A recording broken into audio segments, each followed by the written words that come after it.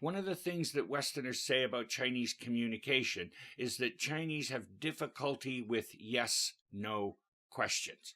What's a yes-no question? Simple. Anything that can be answered with yes or no. Would you like to go for dinner Friday night? Yes or no? A yes-no question. Would you like Italian or would you like Chinese?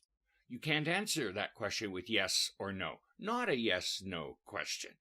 Have you had dinner yet? Yes or no? Was it Italian or was it French? You can't answer yes or no.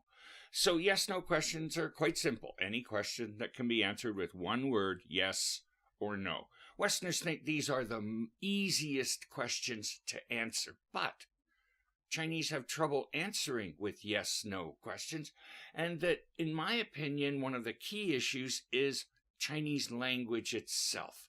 Let me show you what I mean. Let's look at 4 common questions and how Chinese answer them and how Westerners answer them. Question number 1. 你是中国人吗? Are you Chinese? Chinese would answer, sure. Westerner would answer, yes. 你好吗? Are you okay? Are you good? Chinese would answer, 好. Westerner would answer, yes. 对吗? Which is that right? Chinese would answer, 对. Westerner would answer, yes. 你忙吗? Are you busy? Chinese would answer, 忙. Westerner would answer, yes. So 4 simple questions.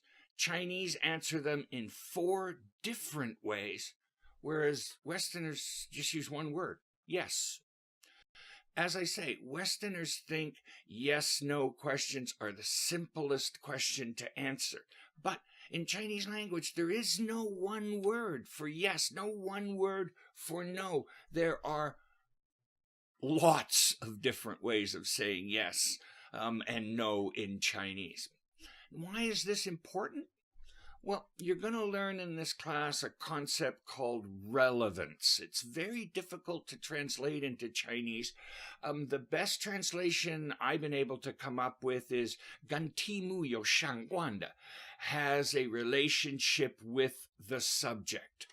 Well, in Western communication, I would argue this is the most important principle, because if something isn't relevant, Westerners don't want to hear it, don't want to listen to it. So a Westerner asks you a yes-no question expecting yes or no as an answer. Well, that's not what they get. How do Chinese answer yes-no questions? Well, typically they'll tell you something of a story, and from that story, you need to guess yes or no. Let's say my wife. Honey, would you like to go see a movie tonight? Oh, yeah, we haven't seen movies for a long time, and I like movies, and there's lots of good movies on right now. And I'm thinking, okay, good, she wants to go see a movie. But then she says, but you know, movies are expensive, and that I don't know whether we can find a babysitter. And I'm going, well, what? And I finally go, honey, look, just tell me yes or no. Don't make me guess.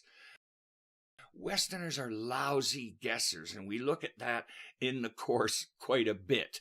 There's a lot of guessing in Chinese communication. There's not much guessing in English communication, Western communication. We are lousy guessers. So what the Chinese do is they'll tell you a story, and from that story, you have to guess yes or no.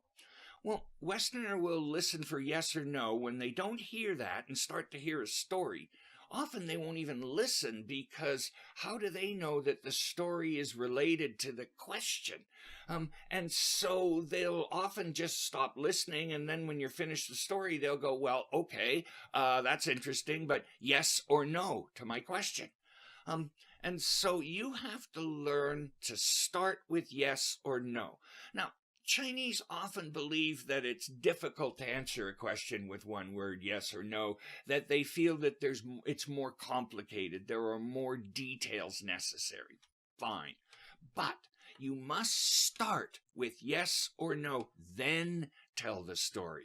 If you do that, there's a really good chance that the Westerner will listen to the story, listen to your extra details. But If you don't start with yes or no, there's a very good chance that the Westerner won't listen to your story. Okay, that's it for now. Let's move on.